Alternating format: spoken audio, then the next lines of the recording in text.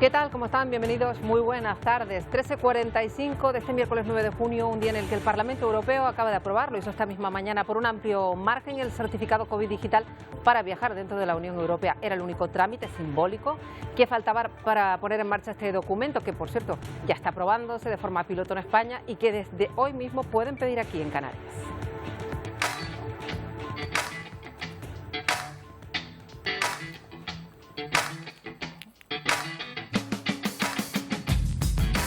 El certificado va a demostrar que una persona ha sido vacunada contra la COVID, que ha dado negativo en la prueba del virus o que bien se ha recuperado de la enfermedad.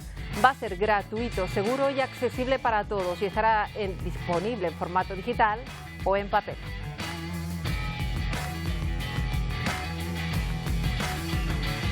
Hoy vamos a hablar de ese certificado COVID digital y también de la gran polémica del día, porque se toma hoy la decisión sobre si se vacuna o no a la selección española a las puertas de la Eurocopa, un asunto que ha llegado incluso al Congreso. La detección de otro positivo, el de Diego Llorente, que se suma al de Busquets, ha disparado la discusión y también la posibilidad de que se les vacune a todos provoca reacciones y por parte de otros colectivos se sienten discriminados. Sí, Marta, y entre esos colectivos, por ejemplo, de enfermedades de riesgo como enfermedades respiratorias o colectivos por la diabetes, a los que se le suman asociaciones culturales de la música y del teatro que piden ser vacunados no solo por esas enfermedades de riesgo, sino en el caso de los artistas, por formar parte de un espectáculo, se comparan al igual que el fútbol. De hecho, hoy en Atlántico Noticias veremos qué selecciones han decidido vacunar a sus futbolistas. Desde luego, la cuestión de la que se habla en este día. Y nosotros también les contaremos que hace ya más de un año, ya saben, la mayoría de los países cerraron sus fronteras para controlar el aumento de contagios y esto provocó que la situación de millones de migrantes se empeorara, si cabe. Y ahora con esa movilidad, se lo hemos contado, condicionada por pasaportes, por pruebas, por visados, pues se complica aún más su situación. Miguel Vega.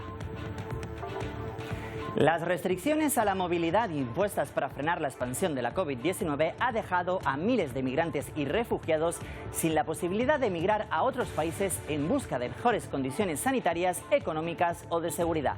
Según Naciones Unidas, esta crisis sanitaria mundial ha aumentado las desigualdades sociales, mientras que las personas con más recursos podrán recuperar la movilidad con pruebas o visados, las poblaciones más desfavorecidas quedarán completamente aisladas.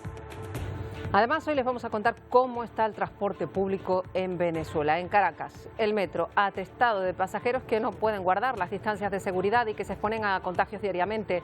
La falta de combustible, de gasolina, hace que miles de personas necesiten el metro como único medio para desplazarse. Y en República Dominicana están muy preocupados porque los cientos de haitianos que van a trabajar diariamente en ese país no se quieren vacunar. Creen que se pueden proteger tomando test, tomando infusiones. Están convencidos, además, lo van a escuchar, de que las vacunas son satánicas. Y esto ocurrió en el Parlamento de Bolivia y los diputados, dos en concreto, de dos partidos opuestos, se enfrentaron hasta tal punto de llegar a las manos. No había manera de separarlos, luego les contamos exactamente qué fue lo que ocurrió. Y también el mal rato que vivió Emmanuel Macron durante una visita al sur de Francia. Se acercó a saludar a la gente que lo esperaba a la salida de un acto y un hombre aprovechó para darle un golpe, una bofetada. El presidente está bien, el agresor permanece detenido.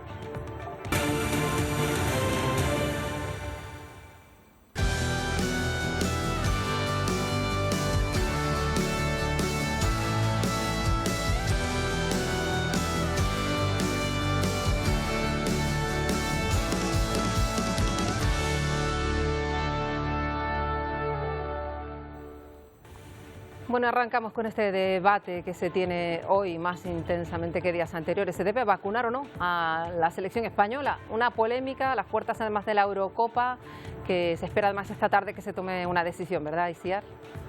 Sí, esa decisión la tomará, como bien dices, esta tarde el Ministerio de Sanidad, después de que este martes Comisión de Salud Pública decidiera pasarle la pelota, nunca mejor dicho, al Ministerio de Deportes, y este se la volviera a pasar, en este caso a la ministra Carolina Darias, alegando de que el Ministerio de Deportes no tiene ninguna competencia en estrategia de vacunación. Además, otra de las polémicas, si la selección española llegará completamente inmunizada al primer encuentro contra Suecia el próximo lunes 14 de junio. Selección sueca, por cierto, que aún no está vacunada. De hecho, vamos a ver qué han decidido algunas selecciones que se enfrentan este año a la Eurocopa, si han decidido no vacunar a sus futbolistas. Entre las que sí han vacunado a sus futbolistas nos encontramos con la italiana, también con Países Bajos y Polonia, entre las que no, porque alegan siguen a rajatabla su calendario de vacunación, la selección de Alemania y Reino Unido, y entre algunas selecciones que han decidido vacunar a algunos futbolistas y miembros de sus equipos técnicos están la francesa y la de nuestro país vecino Portugal. Bueno, pero además, Itziar, esta decisión de vacunar o no a la selección ha generado mucha polémica entre diversos sectores sociales. Sí, Marta, entre ellos nos encontramos con asociaciones en contra de la diabetes o también de pacientes con enfermedades respiratorias que dicen que son personas más vulnerables a los deportistas, y también asociaciones culturales de teatro y de música que aseguran que también forman parte de un espectáculo. Denuncian, ahora se sienten colectivos más infravalorados y esperan una respuesta urgente desde el Ministerio de Sanidad. Nos parece esta noticia, la verdad, que bastante lamentable que el Ministerio de Sanidad haya priorizado en un grupo que para nada es esencial, ¿no? Creo que no es un daño grande para la sociedad y probablemente cubrir a ese tipo de jugadores no supone un gran riesgo para la población. Bueno, y en Venezuela, vamos con otras cuestiones, la cuarentena y las medidas para evitar los contagios se mantienen desde marzo del año pasado, además muy duras. Pero los venezolanos tienen que continuar con su día a día para ir a trabajar, un viaje que, como nos muestra William Sánchez, no se hace de la forma más segura. Son las 7 de la mañana en un terminal de transporte público que comunica una de las ciudades extraurbanas con Caracas, capital de Venezuela. Simplemente la cantidad de personas desborda la capacidad del transporte público. Cientos de ciudadanos inician su día ingeniándosela para poder llegar a sus lugares de trabajo. El tapabocas es una de las pocas medidas para prevenir los contagios de COVID que a duras penas pueden cumplir. Tapabocas, 1000 bolívares, guantes de algodón para entrar al Perú, al Caracas, mira, aprovecha. El distanciamiento físico imposible. Evitar contactos una proeza. En esta situación que se vive por el transporte público se refleja otro problema, la escasez de combustible. Pocas unidades debido a la falta de diésel. Lo que se vive en esta estación de transporte caraqueña también es un espejo de cómo los venezolanos han tenido que hacer cursos prácticos de cotización monetaria.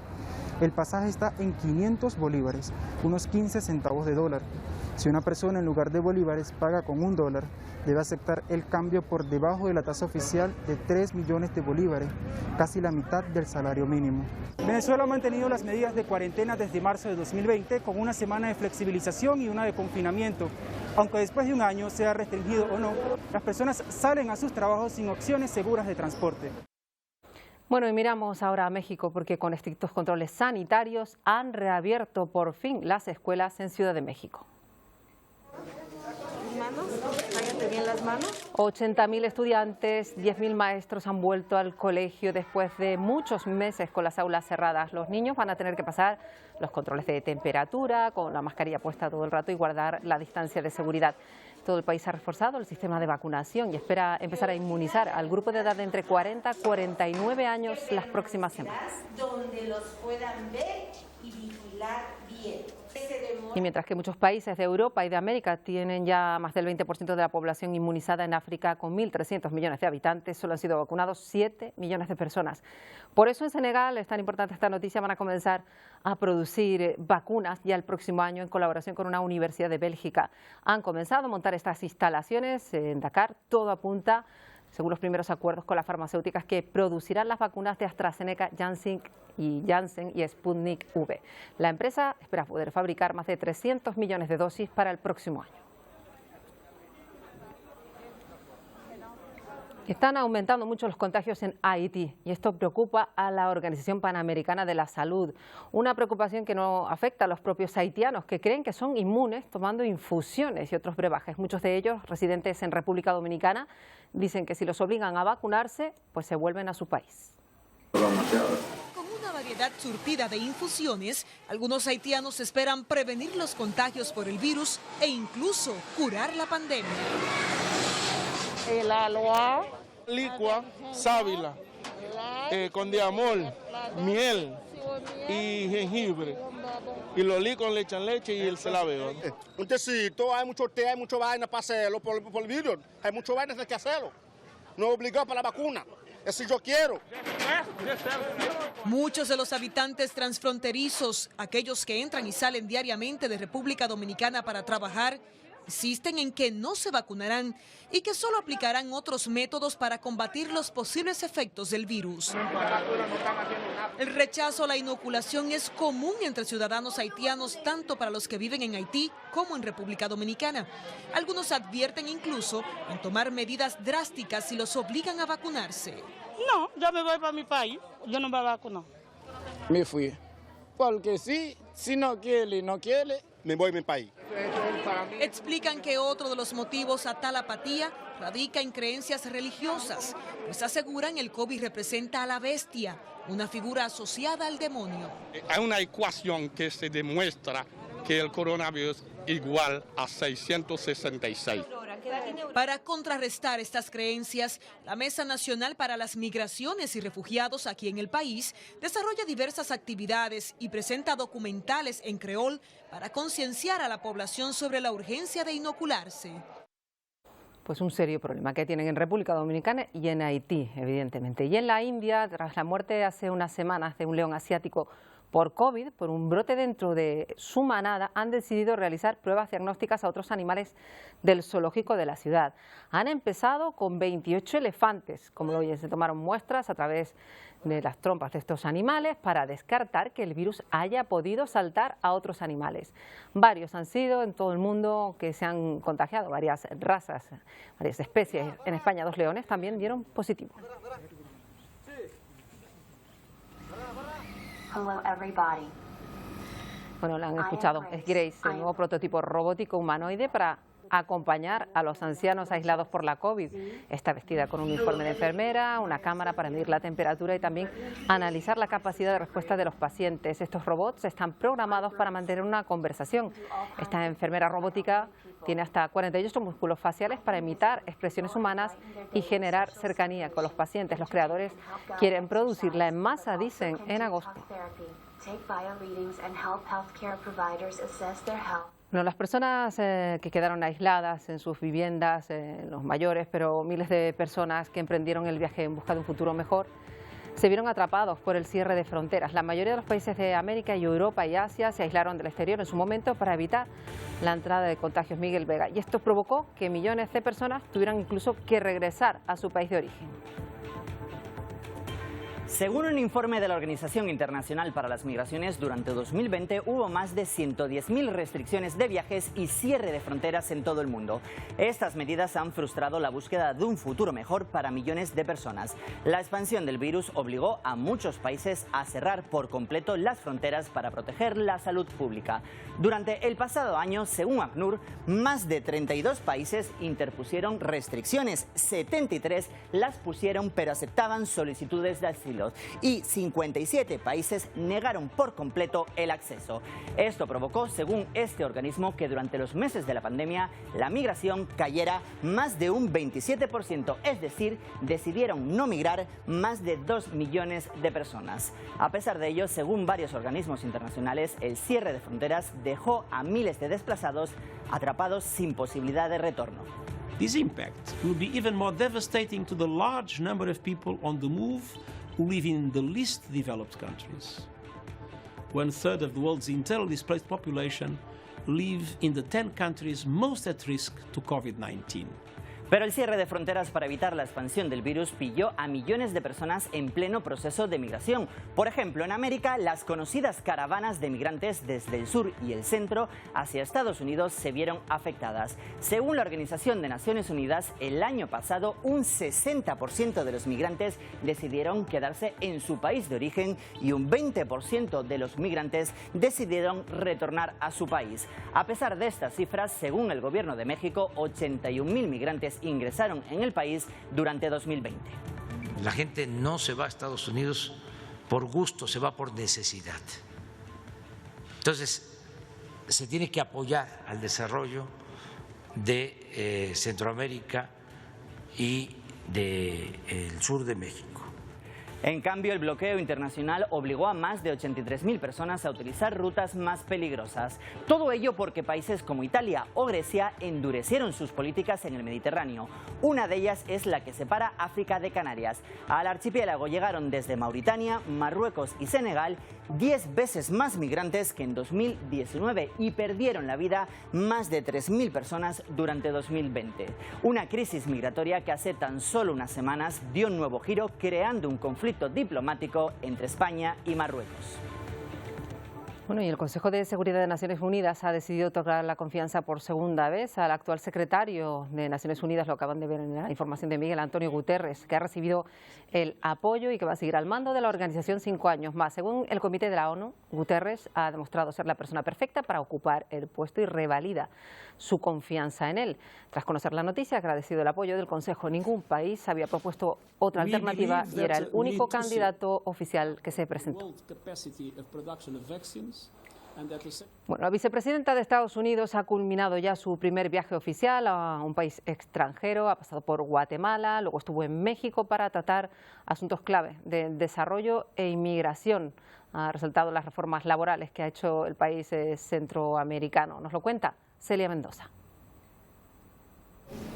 La vicepresidenta de los Estados Unidos, Kamala Harris, cerró su visita a México y estos 2 días de viaje por Centroamérica con una conferencia de prensa en la que dejó claro que ella viajaría a la frontera entre México y los Estados Unidos y que lo había hecho en el pasado. Algo significativo durante esta jornada fueron los anuncios que hizo en torno a los acuerdos estratégicos, no solamente con Guatemala, pero también con México, indicando que seguirían profundizando las relaciones económicas, así como de seguridad, y buscando una solución a los problemas fundamentales de la migración para países como El Salvador, Honduras y Guatemala, confirmando que 130 millones de dólares en los próximos 3 años serán invertidos en las comunidades del sur de México para reducir la migración y en especial para empoderar a aquellas personas que no tienen recursos. Informó Celia Mendoza de La Voz de América desde México para Televisión Canaria. Bueno, pues de este asunto queremos hablar hoy con María Rosman, con la que cada semana hablamos de las noticias de Estados Unidos. María, buenas tardes. Hola, buenas tardes. Bueno, pendientes todos de ese viaje de la vicepresidenta Harris y ha hablado bien claro, sobre todo de uno de los asuntos clave, la migración irregular que parte desde México y también desde Guatemala, países que ha visitado, ¿no? Sí, exactamente. Como sabemos, el problema de la migración de la frontera en Estados Unidos es un problema que heredó el presidente actual y que tiene unas raíces muy profundas. El tema de la COVID, la pandemia, pues ha tenido mucho que ver, pero es que son situaciones de pobreza, de violencia en los países centroamericanos y también en el sur de México que están llevando a que la gente pues se tenga que mover, como dijo antes el presidente, que lo escuchamos, el presidente mexicano. El haber enviado a la vicepresidenta, a Kamala Harris, es para intentar buscar esos motivos de raíz y tratar de buscar acuerdos y convenios que hagan que mejoren las condiciones en los países vecinos al sur de Estados Unidos para evitar que siga fluyendo esta cantidad de gente que está yendo a Estados Unidos por desesperación. Claro, y luego está el otro lado, que es también controlar la enorme cantidad de mafias, mafias además muy complejas que se dedican a llevar gente a las fronteras. Si no se lucha contra ellos, también es muy complicado acabar con el problema tal y como está a día de hoy. Sí, por supuesto. Donde hay necesidad siempre va a haber alguien que se vaya a aprovechar de esta gente que al fin y al cabo son víctimas de la situación.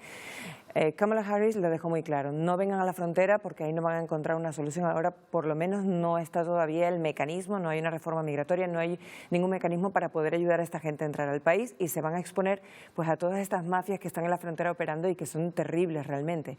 Luego claro, tienes además el problema de corrupción en estos países, ¿no? Que ya lo hemos visto también en el pasado, donde a lo mejor una ayuda económica que no esté muy bien canalizada puede acabar en manos erróneas y seguimos teniendo el mismo problema y es un despilfarro y no hay realmente una solución.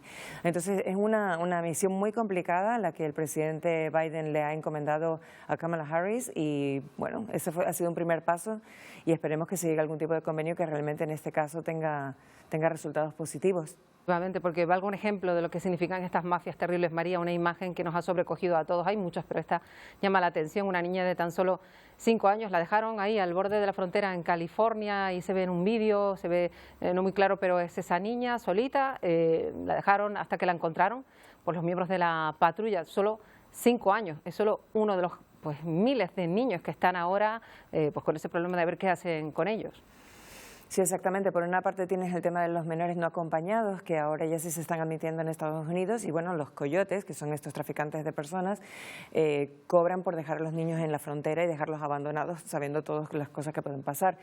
Eso, e incluso digamos que hasta dentro de lo mejor que le puede pasar, porque muchos ni siquiera llegan a esa situación, ¿no? Luego tienes también el tren, que es conocido como la bestia. Hay digamos que una mafia que opera desde Centroamérica hasta la frontera con Estados Unidos, que pone en peligro la vida de muchas personas, incluso algunos que llegan a Estados Unidos luego son esclavos porque tienen que pasar años y años trabajando sin cobrar para que ese dinero vaya a pagarle a estos coyotes, ¿no? Es muy complicada la situación. Y si ya era compleja la situación de los migrantes que quieren entrar a Estados Unidos, los que están allí ahora se han llevado pues un disgusto, porque la Corte Suprema estadounidense ha fallado en contra de que los que están allí viviendo ya legalmente con ese TPS, estatus de protección temporal, puedan optar a la famosa Green Card. Así que ahora se quedan otra vez en un limbo, ¿no? Sí, exactamente. Este permiso temporal es una protección que se hizo para personas que venían realmente a Estados Unidos bajo un cierto asilo, porque estaban en lugar de conflictos, de guerras, con mucho de lo que pasó, por ejemplo, en El Salvador, y en lugares que están pasando por dificultades. De hecho, más de 300.000 venezolanos se han beneficiado del TPS bajo la nueva administración. La cuestión es que es un limbo en el que han ido renovando, sobre todo las personas que empezaron en los años 90, que fue en el año 90 cuando se instauró esta ley, que lo han ido renovando, pero están en un estatus que es un limbo porque no pueden optar por la residencia ni por la ciudadanía, es simplemente temporal. Y esta decisión, este fallo unánime de la Corte Suprema dice que como no llegaron bajo las premisas que establece la ley, sino que se les otorgó este permiso, no tienen ese paso hacia una regularización de su situación, lo cual es terrible realmente. Efectivamente. Bueno, y hay un asunto que también nos ha llamado la atención y creo que nos da tiempo de comentar, María, porque ayer se ha vivido una desconexión global de Internet muy poco frecuente, un fallo en un funcionamiento de Fastly, que es un proveedor de servicios de la nube de Estados Unidos, que ha apagado las páginas web en millones de compañías de todo el mundo, ¿no?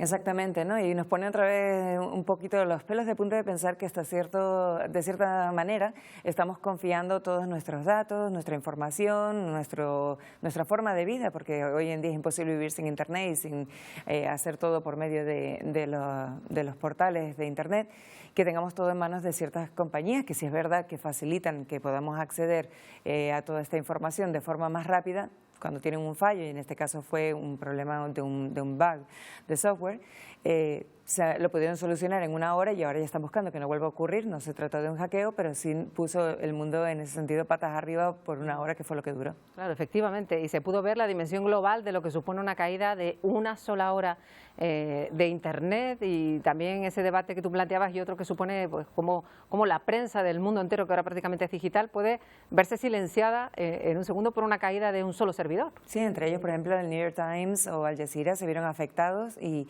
luego toda esta gente que vive realmente de los anuncios, pues han perdido 28 millones, creo que fueron unos 28 millones de dólares. En fin, en una hora se produjeron pérdidas bastante importantes, y sobre todo eso, ¿no? Quedar gente en el gobierno del Reino Unido también se vio afectado, mucha gente que estaba intentando vacunarse o mirar los resultados de las vacunaciones, se quedaron sin poder hacerlo. En fin, nos afectó globalmente, aunque fuera por una hora. Es importante el impacto. Efectivamente, para reflexionar lo que supuso solo una hora de caída global de Internet. Y no nos vamos sin recordar que Joe Biden está a punto de iniciar una gira europea, aterriza el miércoles en Europa, gira de encuentro, se va a reunir con el G7, la OTAN, la Unión Europea, y luego finalmente con Vladimir Putin. Sí, que de todo, pues realmente, creo que la gira en general es una manera, es un guiño que le está haciendo Estados Unidos a Europa, diciendo que siguen ahí y que vuelven a recuperar un poco esas alianzas que se perdieron durante la administración Trump. Pero en esta visita que va a ser a Europa, uno de los puntos más esperados, por supuesto, va a ser esa cumbre con su homólogo ruso, que sabemos que no hay química entre ambos y que la situación es muy tensa por temas que van desde los ataques, los ciberataques que ha recibido Estados Unidos últimamente, el tema de Ucrania, el tema de Navalny. En fin, hay una serie de situaciones en la que no espera ninguno de los dos países que vayan a llegar a resultados positivos en esa cumbre, pero los van a tratar los temas, y otros en los que sí están un poco más en la misma página, como puede ser el tema del cambio climático. Pero vamos a ver en qué acaba esta situación. Recordemos que en su momento Biden calificó de asesino a Putin, y le deseó que su salud continuara en buen estado. Efectivamente. Bueno, seguramente la imagen de Biden y Putin será la más llamativa, aunque también tendrá muchísimos titulares todo lo que haga Joe Biden en Europa. Yo no sé en qué medida tiene reflejo una visita europea como esta en la prensa estadounidense, si se sigue un viaje, el primero que hace Biden a Europa. Sí, se sigue, por supuesto, es muy importante porque volvemos a Estados Unidos de alguna manera, como decía antes, quiere restablecer esas alianzas. Recordemos que el presidente Trump dijo que Europa era enemigo de Estados Unidos. Eso es algo que queremos dejar en el pasado en Estados Unidos y empezar otra vez a tener esa buena relación con Europa. Es muy importante y creo que, por supuesto, que tiene muchísimo seguimiento en Estados Unidos. Sí. Bueno, pues estaremos atentos también aquí ya la semana que viene esa visita europea de Joe Biden. María Rusman, hasta la semana que viene, que hablaremos seguramente de este asunto. Hasta la próxima semana, gracias. Bueno, vamos a seguir nosotros hablando de otras cuestiones, porque cerca de 30.000 enfermeros y enfermeras salieron a las calles de Nueva Zelanda. Fue en una jornada de huelga nacional después de que fracasaran las negociaciones con el gobierno para obtener mejoras salariales y condiciones laborales óptimas. Se cancelaron todas las cirugías no urgentes. La Organización de Enfermeras de Nueva Zelanda ha rechazado un aumento salarial de solo 1,4%, que es lo que les proponen. Según el gobierno, el colectivo pedía un incremento de un 14% y el Estado dice que no puede hacer frente, pero se ha comprometido a continuar negociando.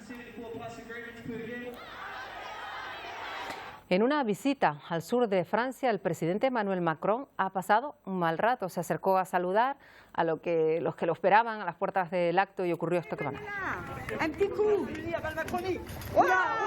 Pues un hombre lo agarra por el brazo y le da un fuerte golpe en la cara. Rápidamente el equipo de seguridad detuvo a esta persona, que permanece arrestada junto a otro ciudadano. Macron se encontraba en la región reuniéndose con el sector de la restauración, visitando un centro de formación. Tras el incidente, quiso seguir saludando a los otros ciudadanos que sí que lo esperaban para desearle bien y darle las gracias.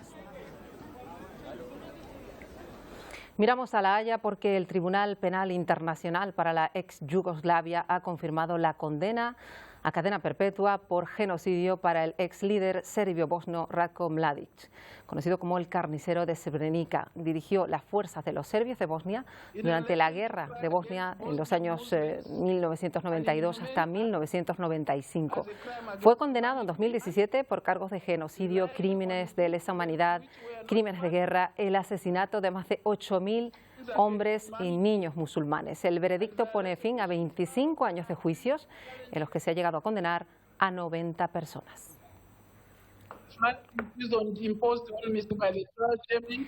En Perú, unos 70.000 votos dan la ventaja al socialista Pedro Castillo sobre su rival Keiko Fujimori en las elecciones del domingo. A pesar de que el recuento aún no ha terminado, el candidato por Perú Libre ya se da por ganador.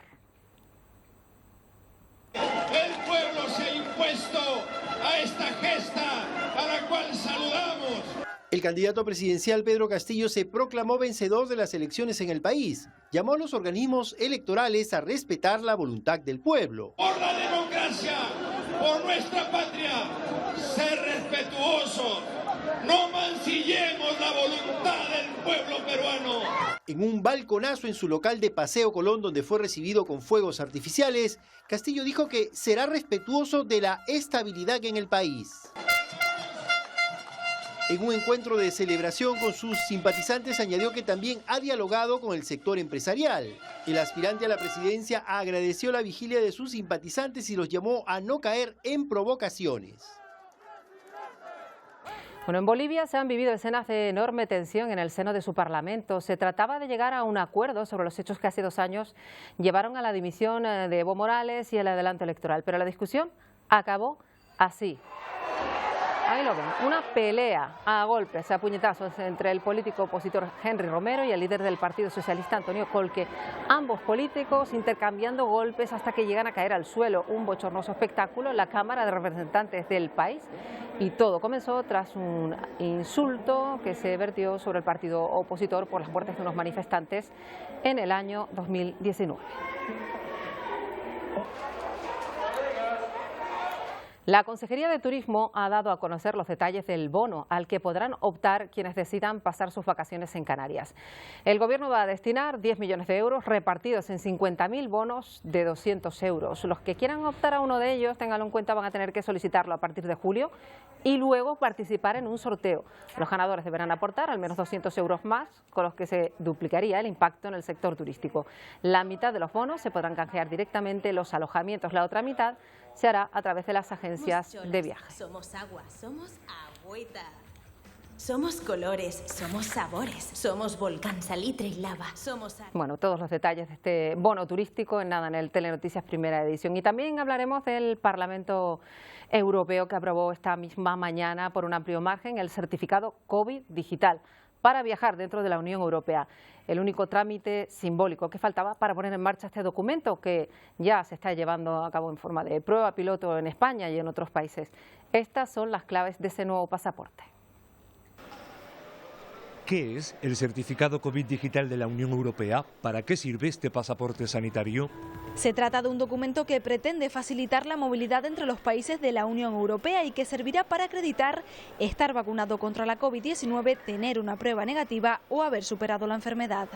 ¿Qué datos incluye el documento? El nombre, la fecha de nacimiento, la fecha de expedición, los detalles de la vacuna recibida, los resultados de la prueba o la recuperación y un código de barras QR con una firma digital que servirá para garantizar su autenticidad, validez e integridad. ¿Cuánto cuesta?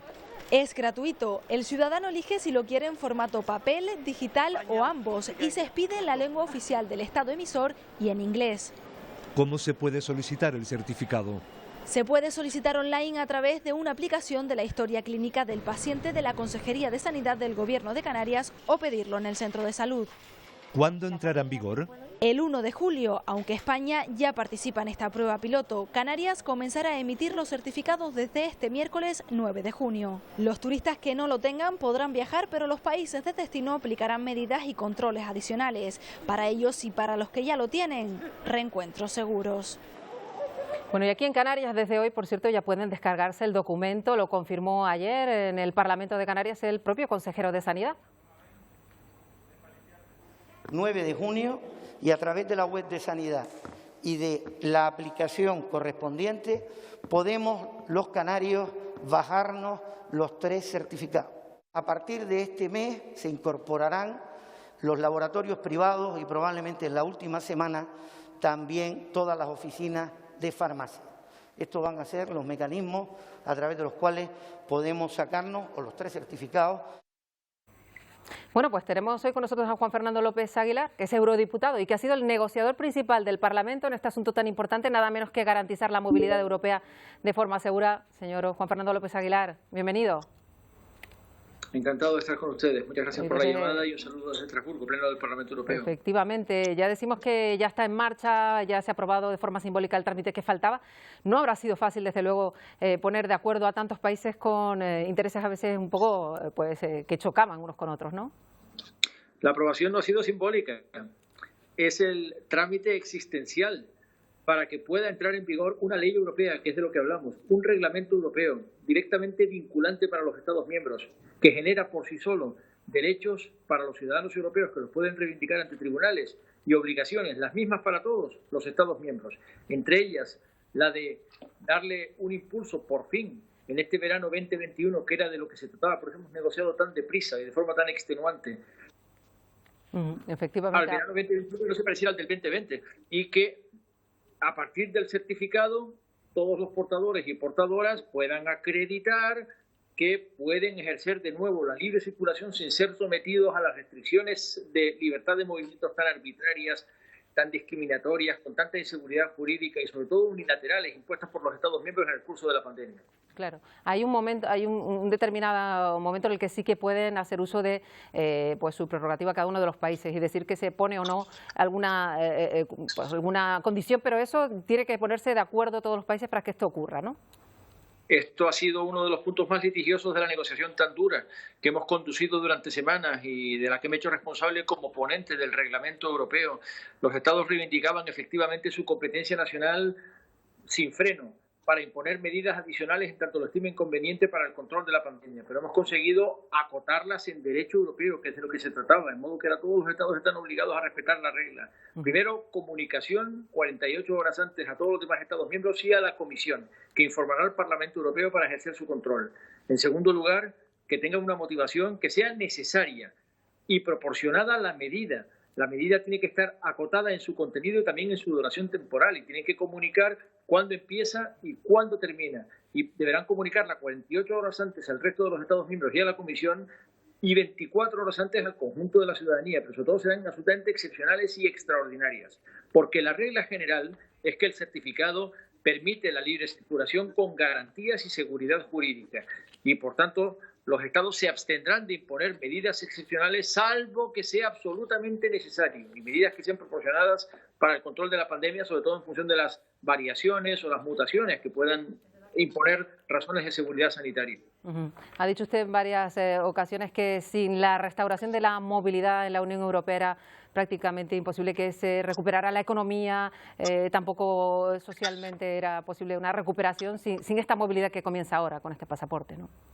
Así es. Y esto no solo para los países que dependen intensamente de su conectividad exterior, en los que el turismo tiene un peso específico muy cualificado, como es el caso de España, Francia, Italia y desde luego es el caso de Canarias, nuestra región ultraperiférica, sino en general en toda la Unión Europea. Y no estamos pensando solo en los turistas, estamos pensando en la enormidad de ciudadanía europea que echa de menos la libre circulación para ir a visitar seres queridos, para ejercer trabajos transfronterizos con garantías de seguridad, por razones médicas, desde luego para hacer negocios. Es imprescindible la libre circulación para que la Unión Europea vuelva a ser la Unión Europea por la que hemos peleado tanto y que tanto echamos de menos. Es una Unión Europea en la que circulamos libremente por un espacio de libre circulación que es el derecho fundamental más apreciado, sin restricciones y con una gestión integrada de las fronteras exteriores de la Unión, entre ellas Canarias, frontera exterior de la Unión Europea, pero Unión Europea de cuerpo entero.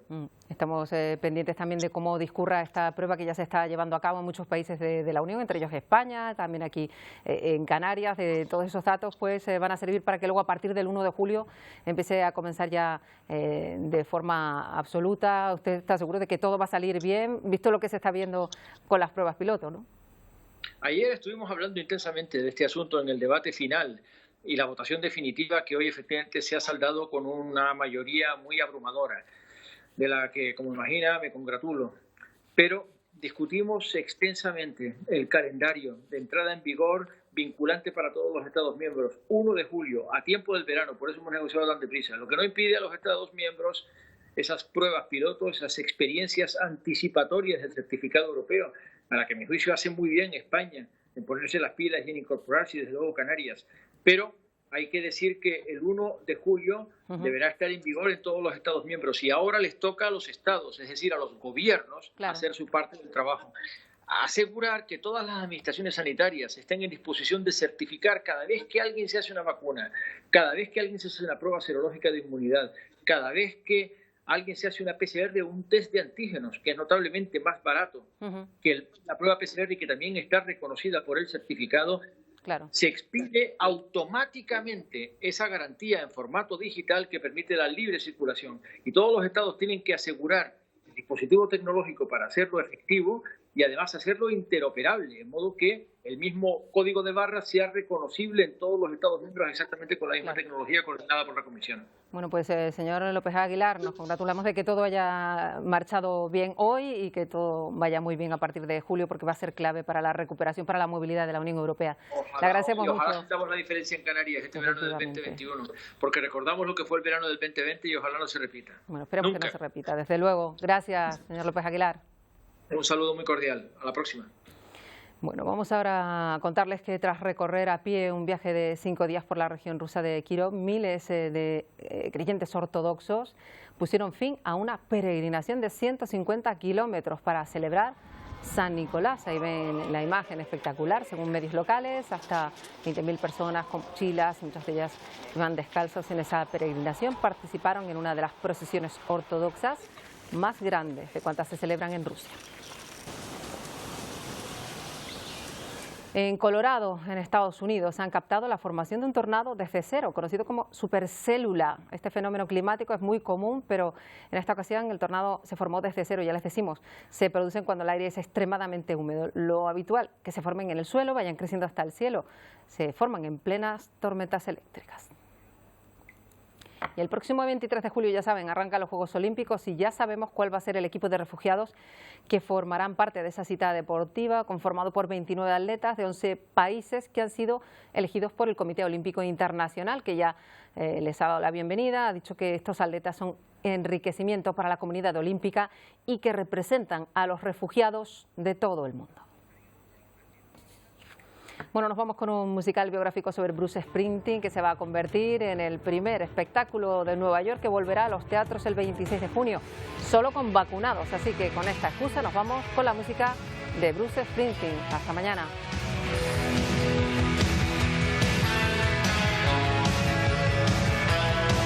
In the day we swear